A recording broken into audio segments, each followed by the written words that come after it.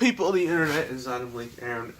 I know I kind of feel like my last two reviews they're mainly on the short side because I didn't have a whole lot to talk about when it came to them. But this one, we got a whole lot to uncover. So one day, Hasbro and Universal Pictures thought to themselves, what would be the next big thing? What movie can we make that will be a smash hit? And then they looked to some inspiration. And then they saw a little movie called Transformers. And they were like, you know what? We should do that. Yeah, that's a great idea, but we need a property to do this on. So they looked through all their properties. But there was one where they thought, that's the one. Makes perfect sense. And they picked Battleship. And they're like, yeah, this is going to make so much money. We're talking about $1 billion. This is going to be the next War of the Worlds. It's going to be huge. And it wasn't. And it was a bomb. And everyone hated it. And everyone hated the concept. And now the movie has been completely forgotten about. Until now, because I want to tear it to shreds right here, right now, because it's one of the dumbest ideas in Hollywood history. Battleship. They took a board game that was more or less a strategy board game where you just go E7, D4. You just put your little battleships and just move them around to sink other ships. That was what the game was all about. But then Hollywood and Universal were like, let's remove all that. Let's add in aliens, Marines, and Rihanna. Boom! Mega hit. It boggles the mind. I mean, I don't understand what could be going through these people's heads. It makes no sense.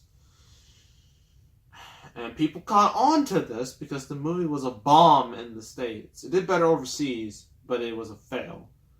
And it's kind of sad because this was Taylor Kitsch. He just came off of John Carter, one of the biggest failures in movie history, and now he's in this. That is just awful. And it killed his career. So, let's review the back. If you want to read that, go right ahead. Because, I don't know. The battle for Earth begins at sea in this epic action adventure starring Taylor Kitsch, Rihanna, Alexander Skarsgård. That's the one who played Tarzan. Yeah, it was the guy who played Tarzan. Yeah.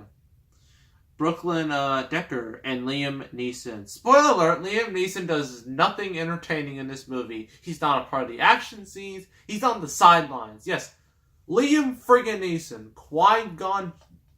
Qui-Gon Jinn from The Phantom Menace has nothing to do. And he was one of the better parts of The Phantom Menace. And he's just doing nothing. They wasted him. So an international naval coalition becomes the world's last hope for survival as they engage a hostile alien force of unimaginable strength.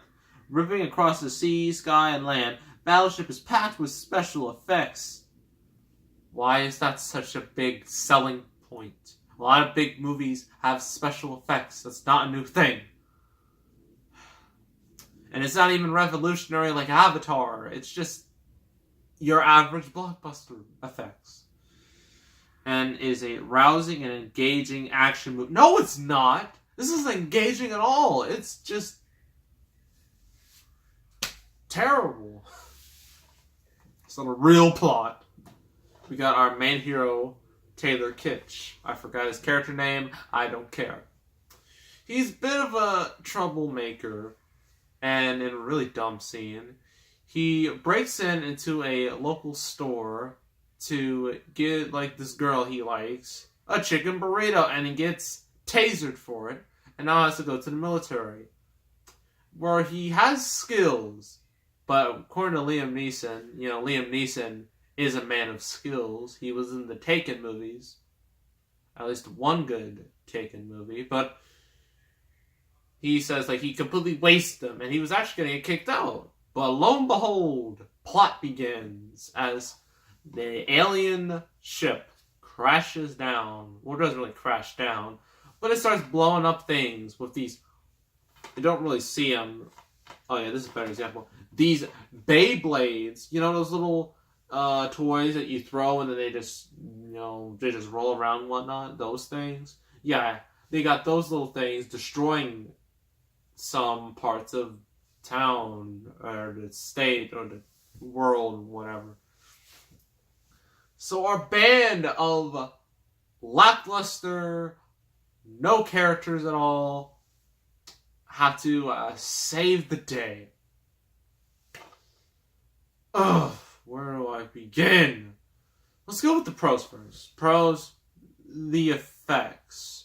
While the rest of this movie is hot garbage, the effects are pretty good for a blockbuster. Well, that's because this movie cost over $200 million, so they better look good. And they do. So at least there's one positive. Other than that, oh no. Taylor Kitsch. Look, I know he's a good actor. I know he's been in better stuff, but he just has no real charisma in this movie. And he didn't have much charisma in John Carter either. He's just such a bland action hero. Just such a bland character. Like, and you're just like, I'm supposed to care about this guy? I'm supposed to be on here with his journey and expect to be like, oh yeah, you go! You succeed! No. He has zero. He tries to go through some character development, but it doesn't really work. You got his girlfriend who is basically, she could be in a Michael Bay movie. She's literally some chick who would definitely be in a Michael Bay movie. She has no character. She has no personality. She does nothing. She's just a waste of space in this movie. And of course, Rihanna.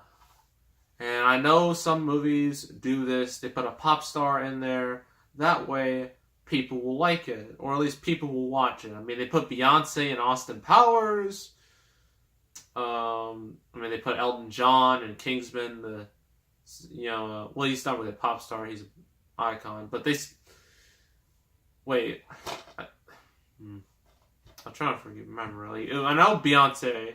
They use Beyonce a lot. They use Mary J. Blige a lot, too. But it's just one of those situations where we're going to put you in there because people recognize you and you're going to make us money. Which, of course, didn't work. And she is just terrible. She is not good. She's a terrible actress. And I haven't seen Ocean's 8. I'm really not planning on it. But I haven't heard anything really negative about her performance in Ocean's 8. I haven't really heard anything bad about it. So maybe she's improved a little bit. But in this movie, she's just awful. She's so bad. Liam Neeson, as I already mentioned, does absolutely nothing. That's a shame. He could have been the real entertainment. But nope, he's on the sidelines. Which really sucks. But actually, there's one of the crew on this movie, Jesse Plemons, he looks like Matt Damon so bad, and you can basically call him Matt Damon's stunt double because that's what he looks like. He's one of the better ones, I guess, but he's not interesting either. No one's interesting. Like in the movie, their ship took so much damage, a lot of damage, as flex tape would say. If they would have fixed that Battleship with flex tape, this movie would have gotten at least a thumbs up from me. But of course they don't. They go to these old guys and then they're just like, okay, we're good now. Let's kill all these aliens. And speaking of these aliens, their ship looks cool. Their suits look cool. But the CGI is not cool with these aliens. They don't. It just looks fake. And this movie cost $200 million. This is unacceptable. This was Green Lantern level. Okay, maybe not as bad as Green Lantern, because that one was just horrendous, but it's close.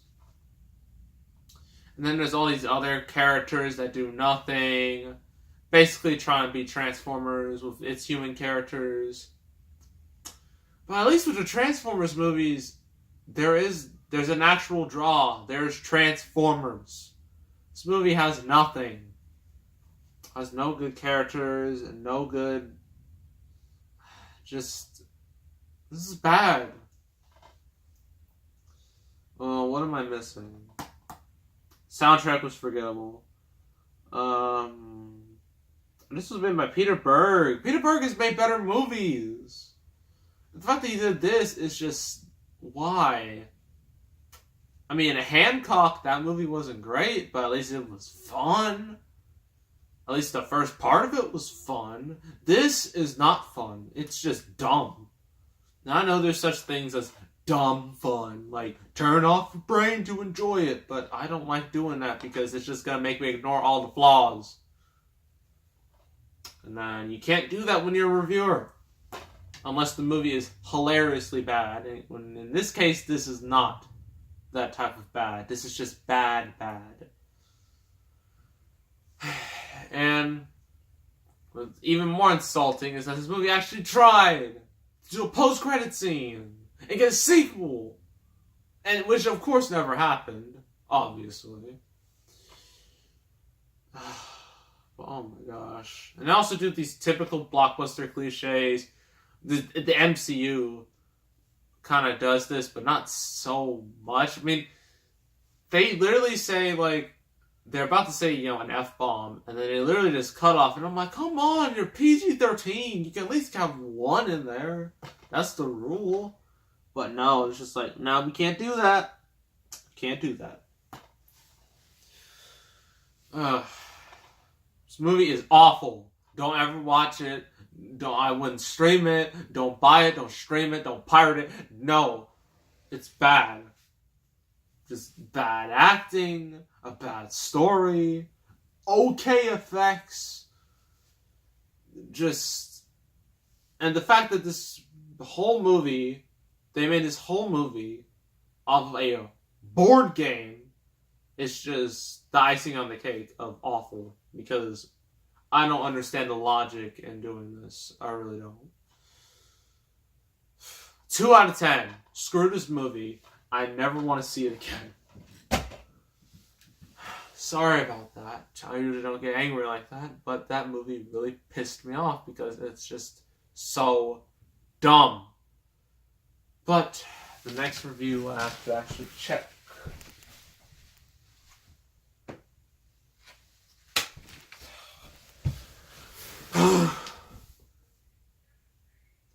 Why do I do this to myself? Next review is yet another video game movie. These movies just never die, even though they should. This one is a series that I really didn't want to do, but I'm gonna just do this one, unless y'all want to see me suffer through the sequels. And that is Resident Evil. That will be the next review. The first Resident Evil. None of the sequels. So yeah. Make sure to subscribe, like this video, leave a comment, and I will see you all next time. And I am